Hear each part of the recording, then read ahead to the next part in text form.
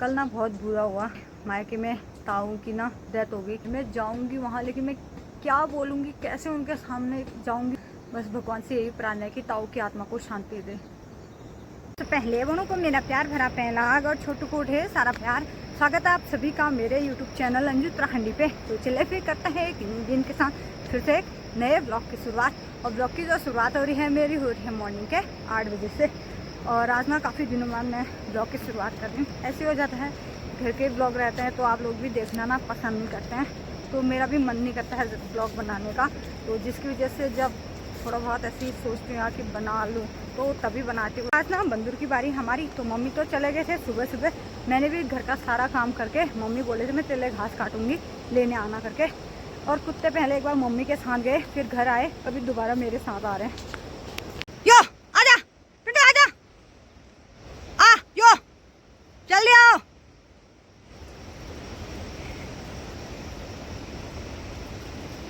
मैंने यहाँ पे काट के रखा था घास, तो मैंने भारी लगा दिया। और ये दो ना मेरे ही पीछे आने वाले हैं अभी घर को। मम्मी हना पकड़ गए हैं, मैं इनको वहाँ भगा रही है, नहीं जा रहे हैं। मैं जाऊँगी तभी जाएंगे, लेकिन बिल्कुल लेट हो रहा है। जो बंदर नहीं आए हैं, लेकिन बाद में आ सकते हैं, तो इनको ना मैं यहाँ लेके आई हूँ, तो इनको थोड़ा नीचे नीचे पहुँचा के आती हूँ। तो यहाँ लाने का क्या फ़ायदा इनको। ए जल्दी आओ, यो बेटे जल्दी आ।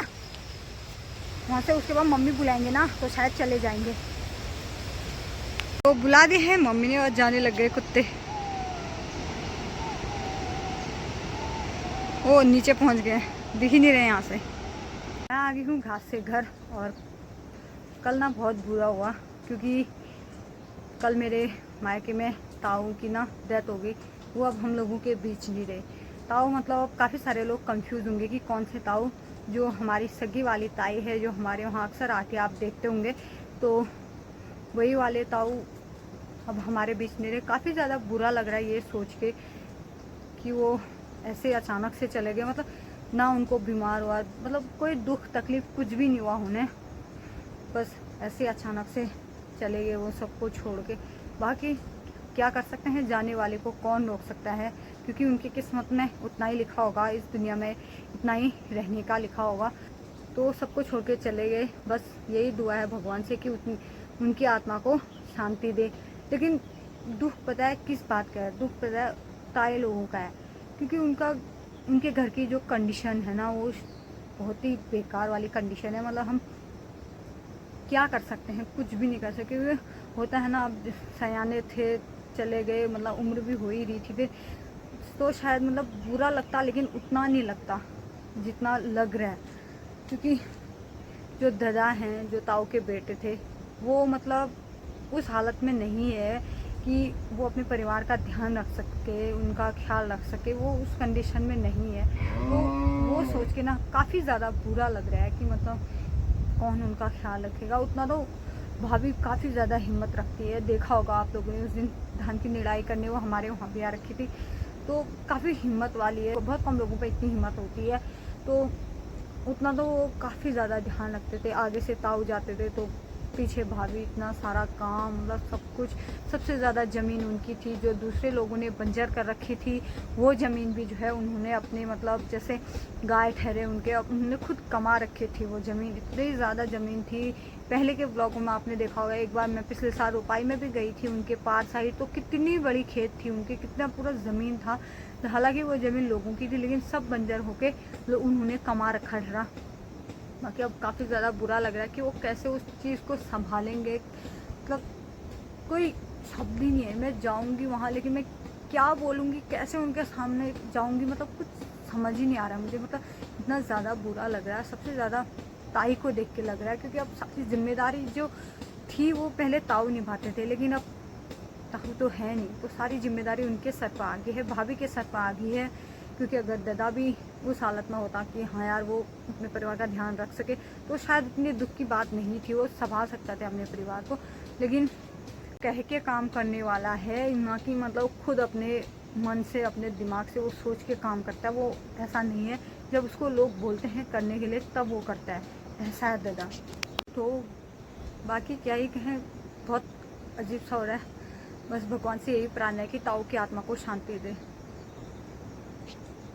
अगर मौसम की बात करें तो मौसम देखिए कुछ ऐसा हो रहा है आज। बादल भी लगे हैं और साथ में हल्की सी धूप भी लगी हुई है। मुंह बुत कर काम कर रही है। चलो और ऐसे से हाथ से छानो इसको। हाँ शाबाश, जोर से, वेरी गुड। अब ये खंबे में बांध दूं फिर तेरे को, ये खंबे के यहाँ पे बांध दूं? शैतानी कर ली ना? हाँ चलो अब खाना बनाते हैं, चलते हैं खाना बनाने के लिए। खाना कहाँ बनाते हैं? खाना अंदर नहीं, किचन में। चलो दादा हैरान न करो। मैं भी आ गई हूँ बंदरों के साथ और आमा लोग झाड़ तोड़ रहे हैं, कोई इसको झंगोरा भी बोलते हैं। और चाची वहाँ पे घास काट रहे हैं, हमारी चाची भी घास काट रही है। सभी लोग आ गए हैं खेतों में। और मैंने घर में अखरोट खाया था ना, उसका दाग लग गया हाथों में। कच्चे अखरोट खाए थे। और ये देखो, ये हर तरफ यही वाला घास दिखाई देता है आजकल। के रास्ते आई ना तो गोबर लेके आई मैं, इतना गर्म हो गया था। थोड़ी देर एक बार मैंने यहाँ पर रेस्ट करा। अब करती हूँ मैं इस कट्टे को खाली। अभी बज चुके हैं शाम के 6 और आज ना पहले तो नहीं आए थे बंदर, लेकिन अभी आए हैं। और आज कुत्तों की सेना बहुत ज़्यादा है। बंदर सारे पेड़ों में चले गए, नीचे ही नहीं आ रहे हैं। कहाँ जाए, अब तो अंधेरा ही होने वाला है। परेशान कर दिया इन बंदरों ने।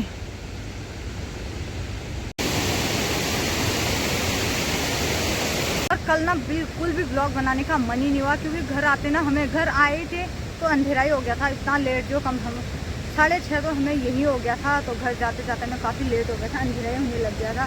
तो ब्लॉग भी नहीं बनाया मैंने। बाकी जदिला बानर उन्होंने ब्याल का बिटेमो उन्होंने ये घर उन्होंने अद्दू खटपीड़ा बानरे कर दिया। तो थकान इतनी ज़्यादा है जाकि ब्लॉग बनाना बिल्कुल मन है नखा। तो फिर चलिए इसी के साथ आज के ब्लॉग में बस इतना ही रखते हैं। आई होप आपको वीडियो पसंद आई होगी। वीडियो पसंद आई तो उसे लाइक शेयर और सब्सक्राइब ज़रूर कर देना। मैं मिलती हूँ जल्दी एक नेक्स्ट ब्लॉग के साथ। तब तक स्वस्थ रहें, मस्त रहें और मुझे सपोर्ट करते रहें।